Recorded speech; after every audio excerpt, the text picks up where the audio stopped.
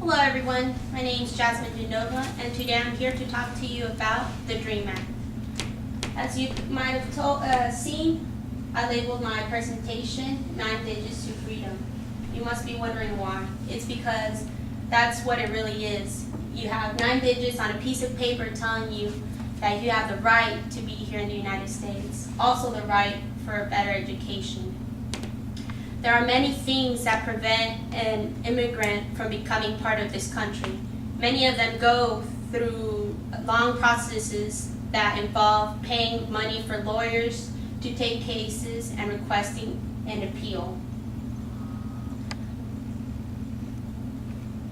As you might see right here,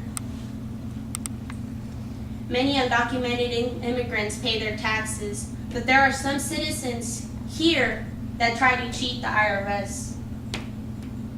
Those undocumented immigrants that show no criminal records and have no proof of employment for years should be considered slightly more qualified to citizenship. They are considered criminals of what? Of trying to make a better living for their children and themselves? I don't think so. These chilling words right here were spoken by James Pendergraft, the Executive Director of Immigration and Custom Enforcement. He said, "If you do not have enough evidence to change someone criminally, but you think he's legal, we can make them disappear." This could be found on mediafreedominternational.org. To think taking away their freedom but are also stereotyping people as if they did not matter. Let me ask you this. Why should the American dream be relegated only to Americans? The greatest gift this country ever given us is the opportunity to do well and be successful based on the effort we put forth. Undocumented immigrants who share the same desires should be given a chance to do so.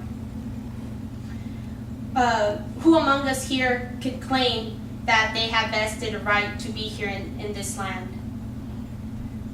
The list is quite short, actually. Native Americans are the only ones that have the right to be here, and even they do not believe that they could own land or water. The assumption that one person could have a vested right to exist in the land is both absurd and counterproductive. As some of you have heard, the state of Maryland passed the DREAM Act on March 15, 2011, which could be found on wma.org. It has gone into effect and given all young students enormous happiness and opportunity to show what they got to offer to their state. Not only has Maryland supported the idea of the DREAM Act, but also Texas, Oklahoma, New York, California, and Kentucky have also shown their support, but by letting undocumented students receive in-state tuition. State Senate Victor Ramirez said, "They live in the state of Maryland. They have gone through our system, and their parents are paying taxes, and they have the grades to be able to go on to further education," which could be found on carolines.com.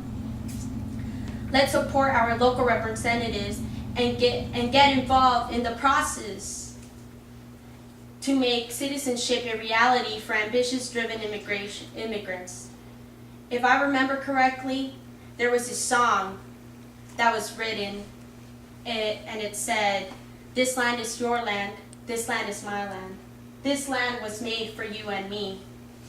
Just like you see them as immigrants in your country, they might see you the same. They might see you as the same in theirs.